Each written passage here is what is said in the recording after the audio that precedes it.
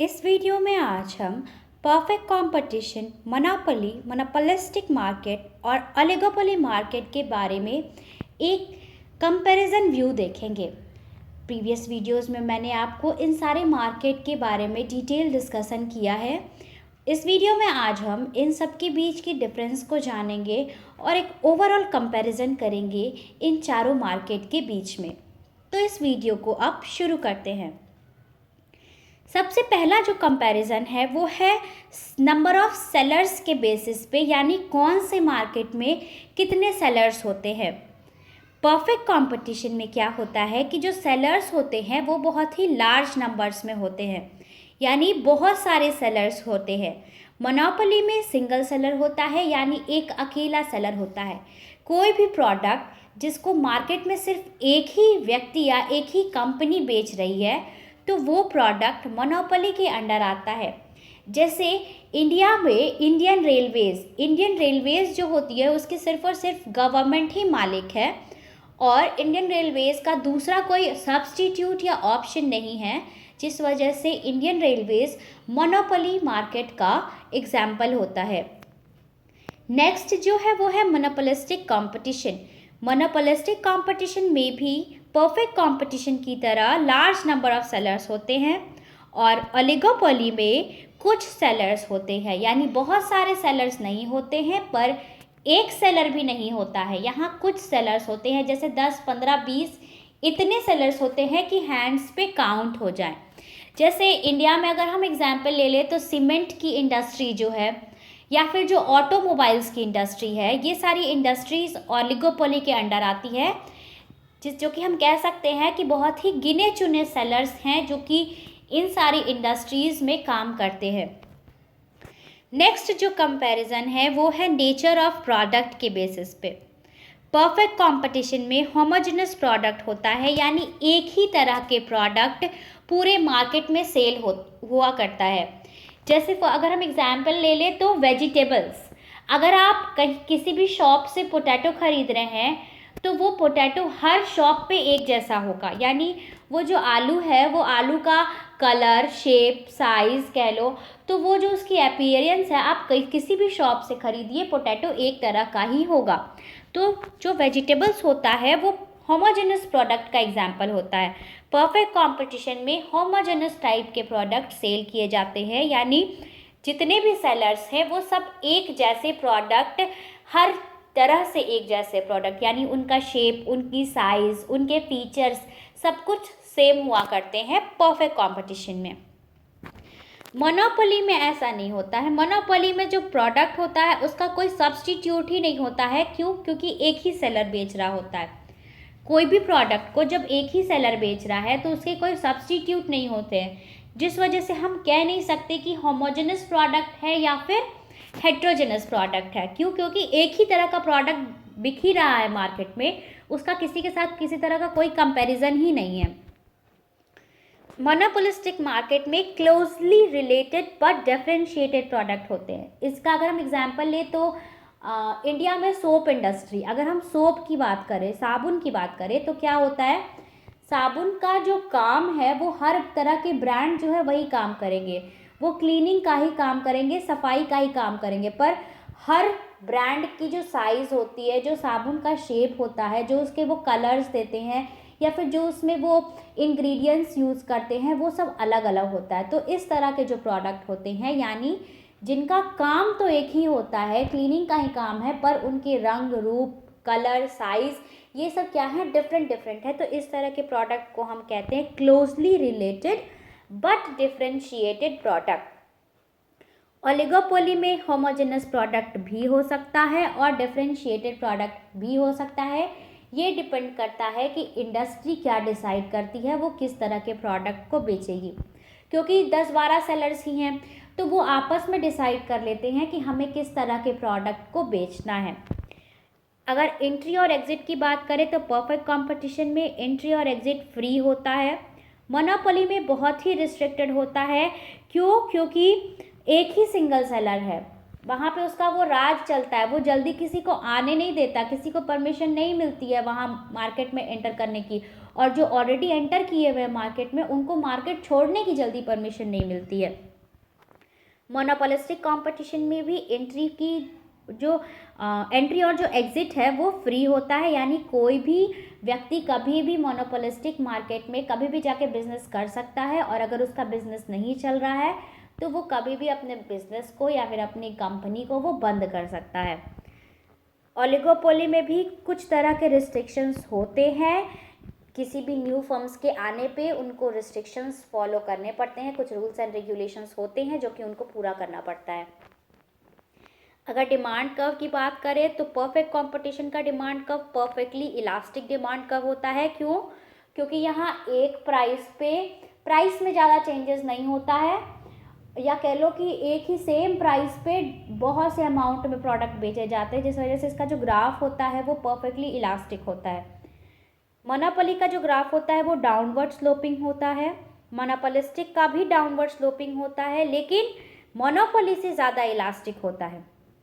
और जो ओलिगोपोली होता है उसका इनडिटर्मिनेट डिमांड कर्व होता है, यानी कि ओलिगोपोली का जो डिमांड कर्व होता है वो जल्दी डिटरमाइन नहीं किया जा सकता है। काफ़ी तरह की सर्कमस्टेंसेस होते हैं कि ओलिगोपोली का डिमांड कर्व बहुत ही ईजिली तरीके से, बहुत ही आसानी से डिटरमाइन नहीं किया जा सकता है, क्योंकि यहाँ जो प्राइस होता है ना वो बहुत ही ज़्यादा फ्लक्चुएट करता है। 10-12 फर्म्स ही हैं, तो एक फर्म का भी अगर प्राइस चेंज हुआ तो उस वजह से सारे फर्म्स पे असर पड़ जाता है, जिस वजह से ओलिगोपोली का डिमांड कर्व बताना बहुत ही मुश्किल होता है। प्राइस परफेक्ट कंपटीशन में यूनिफॉर्म प्राइस होती है, यानी हर प्रोडक्ट या फिर हर अमाउंट पे एक टाइप की प्राइस डिसाइड की हुई होती है, और उसी प्राइस पे सारे फर्म्स अपने अपने प्रोडक्ट को बेच रहे होते हैं, जिस वजह से जो फर्म होता है वो प्राइस टेकर होता है, फर्म प्राइस नहीं डिसाइड करता है। परफेक्ट कंपटीशन में जो प्राइस होता है वो इंडस्ट्री डिसाइड करती है कि क्या प्राइस, किस प्रोडक्ट का कितना प्राइस रहना चाहिए। मोनोपोली में फर्म जो होता है वही प्राइस मेकर होता है, क्योंकि वो एक ही सेलर है, सिंगल सेलर है, तो वही प्राइस डिटरमाइन करेगा कि किस प्रोडक्ट का कितना प्राइस होना चाहिए, जिस वजह से प्राइस डिस्क्रिमिनेशन पॉसिबल नहीं होता है, क्योंकि एक ही सेलर है, उसने जो डिसाइड कर लिया अब वो उसी प्राइस पे अपने प्रोडक्ट को बेचेगा, तो प्राइस डिस्क्रिमिनेशन नहीं होगा। प्राइस डिस्क्रिमिनेशन क्या होता है? जैसे कुछ लोग कुछ प्राइस पे बेच रहे हैं, कुछ लोग कुछ प्राइस पे बेच रहे हैं, पर मोनोपोली में क्या है, एक ही लोग जब सामान ही बेच रहा है, कोई दूसरा वो सामान बेच ही नहीं रहा है, तो वो जो प्राइस डिसाइड करे वही प्राइस फिक्स्ड हो जाती है। तो जिस वजह से मोनोपोली में प्राइस डिस्क्रिमिनेशन नाम की कोई भी चीज़ नहीं होती है। मोनोपोलिस्टिक कंपटीशन में क्या होता है कि जो प्राइस होती है उस पर फर्म का पार्शियल कंट्रोल होता है, और जो बाकी का जो कंट्रोल होता है वो प्रोडक्ट पे डिपेंड करता है कि आपका प्रोडक्ट कैसा है। हमने देखा कि मोनोपोलिस्टिक कंपटीशन में क्या होता है कि एक ही फीचर, एक ही चीज़, एक ही प्रोडक्ट को डिफरेंट वेज में बेचा जाता है। जैसे एक सोप है, डिफरेंट कंपनीज का सोप डिफरेंट टाइप्स का होता है, किसी की स्मेल अच्छी होती है, कोई एंटी जर्म्स फाइटिंग करता है, कोई ब्यूटी प्रोडक्ट्स, कोई ब्यूटी इन्हेंस करता है, तो कोई क्लिनजिंग का काम सिर्फ करता है, किसी में ग्लिसरीन ज़्यादा होता है। तो डिफरेंट ब्रांड के डिफरेंट प्रोडक्ट्स होते हैं, जो कि उनका प्रोडक्ट डिफ्रेंशिएशन की वजह से प्राइस जो है ऊपर नीचे हो जाता है। जैसे किसी कंपनी ने यदि अपने एडवर्टाइजमेंट पे ज़्यादा पैसा खर्च किया है तो हो सकता है उसके प्रोडक्ट का दाम कुछ ज़्यादा हो, थोड़ा प्राइस ज़्यादा हो as compared to other brands. ठीक है, जो ओलिगोपोली होती है उसमें प्राइस रिजिडिटी होती है, क्योंकि प्राइस वॉर चलता है। अब 10 फर्म है, वही उन्हीं को डिसाइड करना है। एक फर्म ने भी अगर प्राइस चेंज किया तो पूरे के पूरे इंडस्ट्री पे, यानी जो बाकी के भी फर्म्स है उन पे भी असर पड़ जाता है, जिस वजह से प्राइस रिजिडिटी हो जाती है कि कोई भी फर्म प्राइस चेंज नहीं करना चाहता है, क्योंकि अगर उसने किया तो पूरे मार्केट, पूरे जो 10-12 फर्म और हैं उनके साथ, उन सब पे असर पड़ेगा, जिस वजह से उन पर एक तरह का दबाव होता है कि वो प्राइस नहीं हर वक्त चेंज कर सकते हैं। तो हम कह सकते हैं कि जो प्राइस होती है वो ओलिगोपोली मार्केट की रिजिड होती है। सेलिंग कॉस्ट परफेक्ट कंपटीशन में किसी भी तरह का नहीं होता है, क्योंकि परफेक्ट कंपटीशन में एक यूनिफॉर्म प्राइस होती है, यानी एक जैसी प्राइस होती है। तो सबको पता होता है, सारे कस्टमर को, सारे कंज्यूमर को ये बात पता होती है कि इस प्राइस पे इस प्रोडक्ट बिक रहा है। सेलिंग कॉस्ट क्या होता है? लोगों को बताने के लिए अपना प्रोडक्ट कि आपका प्रोडक्ट क्या है, कितने में मिल रहा है, किस तरह की बेनिफिट्स दे रहा है, ये बताने के लिए आप जो खर्च करते हैं, यानी जैसे एडवर्टाइजिंग पे आपने जो खर्च किया, आपने जो प्रोडक्ट की पैकेजिंग पे खर्च किया, वो सेलिंग कॉस्ट के अंदर आता है। ठीक है, तो परफेक्ट कंपटीशन में क्या होता है कि लोग ऑलरेडी जान रहे हैं कि आपका प्रोडक्ट कितने प्राइस पे, कितने अमाउंट में मिल रहा है, जिस वजह से परफेक्ट कंपटीशन में किसी भी तरह का कोई सेलिंग कॉस्ट इनकर नहीं होता है।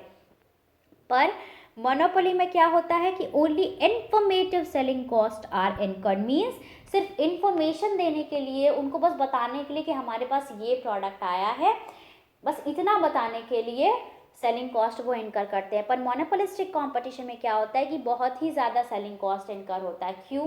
क्योंकि हर ब्रांड अपनी कुछ स्पेशलिटी के साथ अपने प्रोडक्ट को बेच रहा है।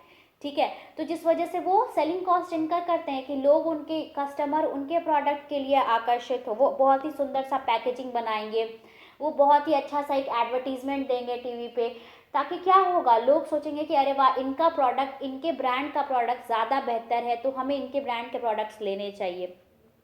जिस वजह से मोनोपोलिस्टिक कंपटीशन में सेलिंग कॉस्ट जो होता है वो हाई होता है। ओलिगोपोली में भी इसी तरह से हाई होता है, क्योंकि जो 15 फर्म है वो सबके सब चाहेंगे कि मेरा प्रोडक्ट ज़्यादा बिके, जिस वजह से वो ज़्यादा एडवर्टीजमेंट करते हैं, अच्छी से अच्छी पैकेजिंग पे खर्च करते हैं, तो क्या होता है, उनका भी जो सेलिंग कॉस्ट होता है वो हाई हो जाता है। जो लास्ट डिफरेंशिएशन है वो है level of knowledge. Perfect competition में परफेक्ट नॉलेज होता है कस्टमर्स को, या फिर बायर्स को कह लो, बायर्स को परफेक्ट नॉलेज होता है किस चीज़ का, प्रोडक्ट के बारे में, यानी प्रोडक्ट कैसा है, कितने प्राइस पे मिलेगा, ये परफेक्ट कंपटीशन में उन लोगों को अच्छे से पता होता है, बायर्स को। मोनोपोली में इम्परफेक्ट नॉलेज होता है, क्योंकि मोनोपोली में जो सेलर होता है वो सिंगल होता है, एकमात्र इंडिविजुअल होता है जो सेल कर रहा होता है। अब वो क्या प्राइस डिसाइड करेगा वो उस पर डिपेंड करता है, वो बहुत ज़्यादा भी प्राइस चार्ज कर सकता है, वो बहुत कम भी प्राइस चार्ज कर सकता है, जिस वजह से जो बायर्स होते हैं उनको अच्छे से नहीं पता होता है कि आखिर ये प्रोडक्ट एक्चुअल में कितने का पड़ सकता है। मोनोपोलिस्टिक कंपटीशन में इम्परफेक्ट नॉलेज होता है, यानी वहाँ के मोनोपोलिस्टिक कंपटीशन में भी बायर्स को अच्छी तरीके से नहीं मालूम होता है, इसलिए क्योंकि हर प्रोडक्ट्स की अलग अलग प्राइस है, अलग अलग क्वालिटीज़ हैं, जिस वजह से उनको ये चीज़ जानने के लिए, ताकि आपके बायर्स आपके प्रोडक्ट के बारे में जाने, ज़्यादा से ज़्यादा वो क्या करते हैं, सेलिंग कॉस्ट इनकर करते हैं। और ओलिगोपोली में भी सेम यही चीज़ होता है, बायर्स को अच्छी तरीके से नहीं पता होता है, क्योंकि हर कंपनी के, हर ब्रांड के अलग प्राइस होते हैं, उनके कुछ एडिशनल अलग से कुछ फीचर्स भी होते हैं जो उनके प्रोडक्ट में होते हैं, तो ये सब बताने के लिए ही वो सेलिंग कॉस्ट इनकर करते हैं, ये सब बताने के लिए ही वो सेलिंग कॉस्ट पे खर्च करते हैं, एडवर्टीजमेंट करवाते हैं, अच्छी से अच्छी पैकेजिंग कराते हैं। क्यों? क्योंकि उनके बायर्स के लिए जो नॉलेज है उनके प्रोडक्ट की वो इम्परफेक्ट होती है, यानी उनको बहुत अच्छे तरीके से नहीं पता होता है हर प्रोडक्ट के बारे में। तो इस तरह से इस वीडियो में मैंने आपको एक ओवरऑल कंपैरिजन बताया चारों तरह की मार्केट के बारे में। अगर आपको ये वीडियो से कुछ भी, थोड़ी सी भी इन्फॉर्मेशन मिली हो तो प्लीज़ आप इस वीडियो को लाइक करिए, मेरे चैनल को सब्सक्राइब करिए और ज़्यादा से ज़्यादा अपने फ्रेंड्स के साथ शेयर करिए। Thank you.